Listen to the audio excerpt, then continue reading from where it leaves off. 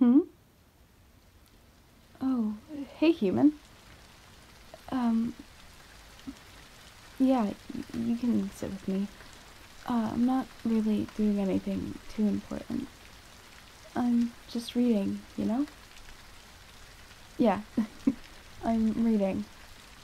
It's what I do on like a daily basis. Since us cat girls can't, or Nekos, whatever you call us, since we aren't really allowed to, go out because people don't really agree with the idea of us, this is basically what I have to do. Yeah. It's fine. Would you like to read with me? Really? You would? Oh, the book? I'm reading Harry Potter. It's the first one. The Sorcerer's Stone. Yeah, I'm reading that one. Want me to read to you? I can do that, I guess. Should I start from the beginning, or... No? You want me to start where I'm at? Well, I just started reading this book anyways, so only a few pages in, but... Give me a second, let me get some water, okay? Would you like anything from the kitchen? No? Okay. Give me a second, okay? Okay, I'm back. And, okay, I have the book. So, I only just started, so I'm only on page 14.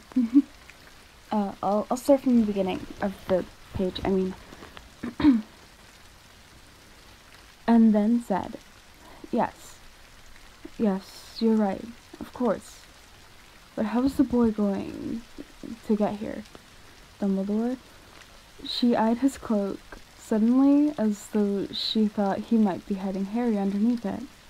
Hagrid's bringing him. You think it wise to trust Hagrid with something as important as this? I would trust Hagrid with my life, said Dumbledore. I'm not saying his heart isn't in the right place, said Professor McGonagall grudgingly. But you can't pretend he's not careless. He does tend to... What was that? A low rumbling sound had broken the silence around them. It grew steadily louder, as they looked up and down the street for some sign of a headlight. It swelled to a roar as they both looked up at the sky, and a huge motorcycle fell out of the air and landed on the road in front of them. If the motorcycle was huge, it was nothing to the man sitting astride it. English is difficult, okay? He was almost twice as tall as a normal man, and at least 5 times as wide. He looked simply too big to be allowed, and so wild. Long tangles of bushy black hair and beard hid most of his face. He had hands the size of trash can lids, and his feet in their leather boots were like baby dolphins. In his vast muscular arms he was holding a bundle of blankets. Hagrid, said Dumbledore, sounding relieved. At last. Now, where did you get that motorcycle? Borrowed it, Professor Dumbledore, sir, said the giant, climbing carefully off the motorcycle as he spoke. Young Sirius Black lent it to me. I got him, sir. No problems were there? No, sir. House was almost destroyed. But I got him out all right before the muggles started swarming around. He fell asleep while we was flying over Bristol. Dumbledore and Professor McGonagall bent forward over the bundle of blankets. Inside, just visible, was a baby boy, fast asleep. Under a tuft of jet black hair over his forehead, you can see a curiously shaped cut, like that of a bolt of lightning. Is that where? Whispered Professor McGonagall. Yes, said Dumbledore. He'll have that scar forever. Couldn't you do something about it, Dumbledore? Even if I could, I wouldn't. Scars can come in handy. I have one myself above my left knee that is a perfect map of the London Underground. Well, give me here, Hagrid. We'd better get this over with. Dumbledore took Harry in his arms, turned around towards the Dursleys' house. Could I say goodbye to him, sir? Said Hagrid. He bent his great shaggy head over Harry, and gave him what must have been a very scratchy, whiskery kiss. Then suddenly, Hagrid let out a howl like a wounded dog. Shh! Hissed Professor McGonagall. He'll wake up the Muggles. Sorry, sobbed Hagrid, taking out a large spotted handkerchief and burying his face in it. But I can't stand it. Lily and James dead, and poor little Harry off to live with Muggles. Yes, it's all very sad, but get a grip of yourself, Hagrid, or you will be found. Professor... Oh, wait. Sorry. I'm trying my hardest to not mess up so much, human. I can't really, yeah. Whatever, I'll just finish this last line. You look pretty tired. If you want, I can keep reading the book out loud and you can fall asleep. Yeah, how much is left of this chapter? There's only 2 pages left. So I could read whatever's left and some of the next chapter if you want, and you can fall asleep and stuff. Yeah, just lay your head here in my lap. I'll keep reading, okay? Where was I? Okay, I'll just restart this line. Yes. It's all very sad, but get a grip on yourself, Hagrid, or we'll be found, Professor McGonagall whispered, patting Hagrid gingerly on the arm, as Dumbledore stepped over the low garden wall. Walked to the front door. He laid Harry gently on the doorstep, took a letter out of his cloak, tucked it inside Harry's blankets, and then came back to the other two. For a minute, the 3 of them stood and looked at the little bundle.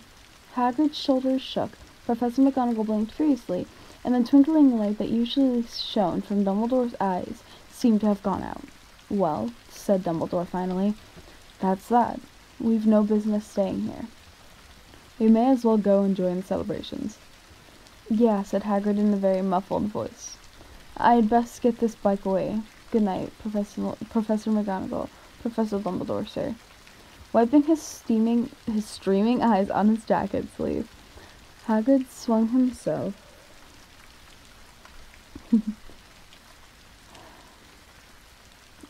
just stay asleep, okay? I'll keep reading. Wiping his streaming eyes on his jacket sleeve, Hagrid swung himself onto the motorcycle and kicked the engine into life. With a roar, it rose into the air and off into the night. I shall see you soon, I expect, Professor McGonagall, said Dumbledore, nodding to her. Professor McGonagall blew her nose in reply. Dumbledore turned and walked back down the street. On the corner, he stopped and took out the silver put-outer. He clicked it once. 12 balls of light sped back into the street lamps so that Privet Drive glowed suddenly orange, and he could make out a tabby cat slinking around the corner at the other end of the street. He could just see the bundle of blankets on the step of the number 4. Good luck, Harry, he murmured. He turned on his heel, and with a swish of his cloak, he was gone. A breeze ruffled the neat hedges of Privet Drive, which lay silent and tidy under the inky sky, the very last place you would expect astonishing things to happen. Harry Potter rolled over inside his blankets without waking up. One small hand closed on the letter beside him, and he slept on, not knowing he was special, not knowing he was famous, not knowing he would be woken in a few hours' time by Mrs. Dursley's scream as she opened the front door to put out the milk bottles, nor that he would spend the next few weeks being prodded and pinched by his cousin Dudley. He couldn't know that at this very moment People meeting in secret all over the country were holding up their glasses, saying in hushed voices, "To Harry Potter, the boy who lived." And that's the end of chapter 1. Jeez, you must have been really tired.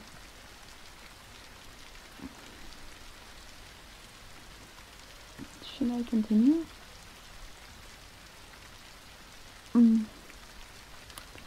I think I'll continue next time.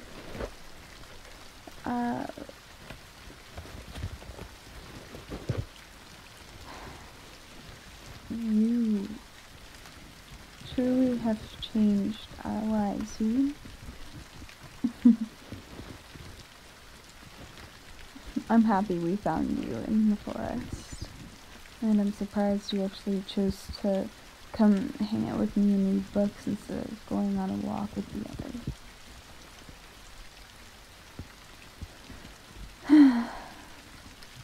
Good night, human. Enjoy your nap. That's what those things are called. I'll see you when you wake up.